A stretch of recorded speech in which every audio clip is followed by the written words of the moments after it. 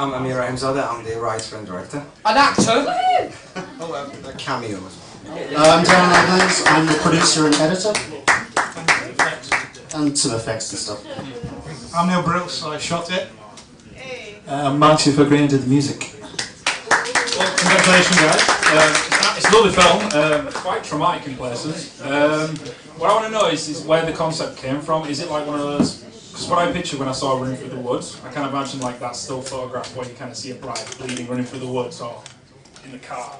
Or is it something that, I hope none of you have been through that experience and gone to a wedding and gone kind of like, oh crap, this is getting awkward now. Where did it come from? Yeah, I was the groom once and that's what happened to me. Boom! And I haven't walked properly since. No, the story... I just got that. We should have kept it to ourselves, I think. Yes, I seem to get into comedy most of the time. Dirty Bastard gets you straight away. No, the story came from, the vision I had was the bride's car going down through a country lane, and I think that the opening, what kind of started off me writing it. But I was usher at a friend's wedding when I wrote that a year ago, and my friend, who is a kind of a bit of a Jack the Lad kind of thing, really made a big fuss of his wedding, and he went to extraordinary lengths to make this a big day. And I just don't do weddings. I just think they're just, well, I've been married myself, the kind of thing that I probably will never do. And the whole wedding thing really pissed me off, and I thought I'm going to write a film about a wedding that goes wrong. Because I believe that weddings all go wrong at some point. So it comes from a negative point of view. But you do have a happy ending, so... I put that in just for commercial. Kudos for that. No, it's very rare you see, because it's nice to watch the drama and play the thriller out, but the fact you actually try to bring it up at the end and make people feel good afterwards is kudos for you for pulling that off. Thank you. No, also I was accused of being a misogynist years ago, so I wanted to make a point that I do like women. And, it was for girl power really, so I wanted to have that thing. The whole superstition side of it, I know they won't catch them all, but there's quite a lot in there. I always like the ladder, I'm like, whatever. But the magpie is one story, two for sure. No, yeah, two for sure. Two for sure, yeah, one for sure. Yeah. So I kind of still do that sometimes, I still clock it, so... You do that, yeah. Every morning, if I get up and I see two magpies, I keep thinking, I'm going to get that big role today, I'm going to get that call. Yeah. But it never happens, so I think it's all bullshit. But, the 666 though is like, you should know better, you know what I mean? Exactly. But, alright, so this is totally fictitious then? There's no... Absolutely. Alright, cool. So how do you go about casting? Because the lead is quite a dramatic role. She has to go through quite a lot of emotions. There's some very powerful scenes in there. That's like, right. can you tell us how you cast her and tell us about that moment where you have to really let her explode on camera and go nuts? Well, Nicole Gaskell, who played the lead, I've known Nicole for many years, and it was actually as I was writing the piece that I thought of her for the lead, so I could say I wrote it for her, and I always wanted to cast her as a lead in a film that I made, so that was kind of without question. Everybody else, or people I know, actors that I've seen work, I didn't actually audition anyone.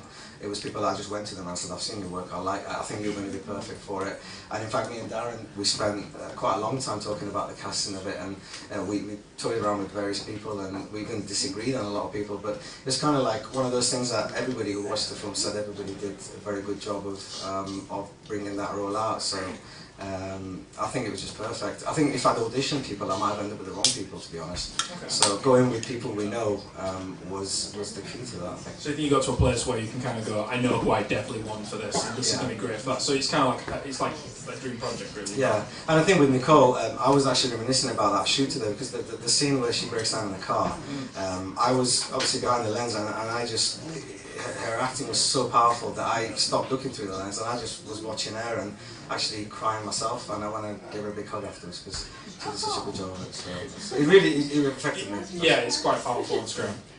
So, what about, just because it's quite a big idea, how do you go about creating that, like the locations? How do you get the locations, just for people who actually make films themselves? I want to know how you got them, because the car, who's the car belong to? It's a nice car. Well, talk about the car. The car's a friend of mine's, he's a car dealer.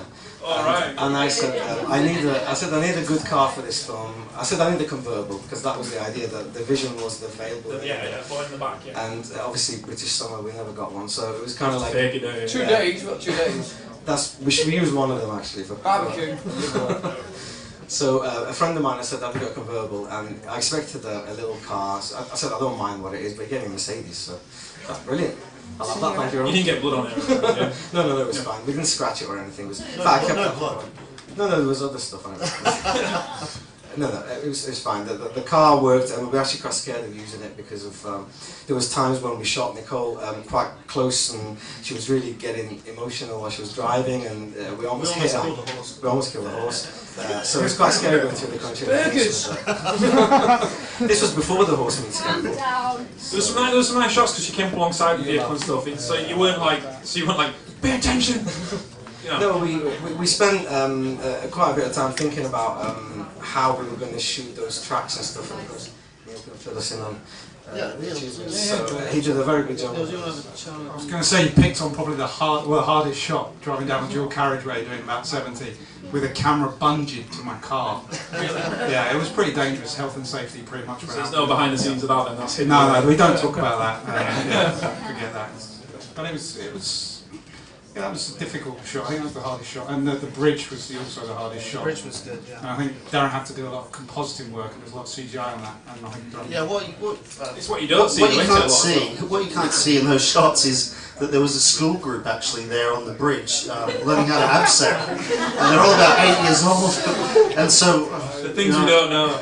We had to sort of say, well, she's going to scream in a little bit, but it's not real, and don't worry. And she just let out that horrendous scream, and the kids loved it. They were fascinated by it. They just loved every moment. So on the report, I think the key to the locations and stuff is that we were very naive when we started out. We didn't know that you had to get permission from the places. We just went there and did it, basically. So it's epic in scale, because if we knew what we were doing, we just wouldn't have attempted it.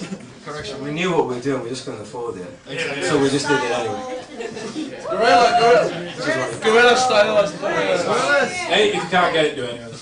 it's easier to ask for an apology afterwards. Yeah. It's like I don't think you can play the college card anymore. I don't think you can go. It's for studies. I don't know. We're students. Yeah. Basically, I broke all the rules I told my students not to do. So if there's anyone here, bad example. Yeah. Do as I say, not as I do. I think it's the. I think it's the shot at the end of the day, innit? You got some nice shots, so well done. What are you planning to do with this film? What are you going to do next with it? Is this not your first screening? Have you shown it before? Is this the is it a virgin film? This is the first one, yeah. Oh. This is the thing is, the film. How do you feel? I don't think it's doing too well. I think you're in trouble. I think I liked it. We had to pay them all. This is like there's people positioned in perfect places. Well done, guys. Go on, what are you doing next with it? What are you going to do with it? Well, it's gone into quite a few festivals. Yeah. We're just waiting to hear back from them, really. It's all been done, and well, in fact, you've done all this. Yeah, I mean, we did. There was talk about crowdfunding before, and we had a kind of failed crowdfunding attempt on this, but it did get us enough money to get it into a couple of the bigger paid festivals that we couldn't afford. But I think the route we're taking on this so far is there are a load of events like this happening in other cities, and there's no reason why you can't target those. We're looking at a lot of free festivals, things like Edinburgh City Fringe. There are a bunch of those. If you really kind of dig into it and you really go for it, there's loads of places that you can get exposure. So we're taking that route at the start, and we're going to see how we go. This is the first time it's been screened.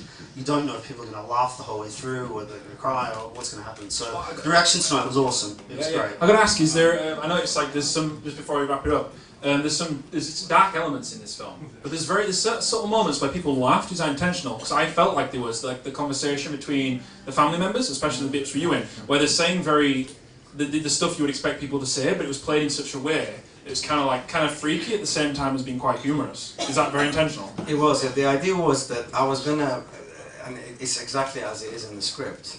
Is that I was gonna cut between the drama and the crap that you see at weddings. Because at weddings, people always talk stuff that they wouldn't probably say. They stand there and go, "Oh, did she have got nice shoes on?" Even men talk like that, you know. And people just stand there talking crap. And it's like, why did they do that? We don't do that when we go to the pub for a drink on a Friday night. So the idea was to cut between that tranquility of, oh, everyone's out having a laugh and having a glass of champagne. It's a pattern. What's going on back there? What's going on in the toilet? You know. So that was the idea. Yeah. We have in fact cut another scene out of this, which was a bit more. Funny, which was quite humorous. Yeah, and we had this debate over the editing because he kept throwing things at me. I was going, no, I'm not cutting that out. And he was going, no, you've got to cut this out. But there was a scene original edit was actually 80 minutes long. Yeah, it was a feature. Just cut. I can appreciate that. But what we ended up with hopefully demonstrates both elements, because we didn't want to just keep hitting the dark, it was just to break it up. And with the ending as well. What's really good about this film is the fact it goes from humorous to dark to humorous, which is incredibly difficult to keep an audience whilst doing that, and I think you've done it really well, so well done guys. Thank you very much.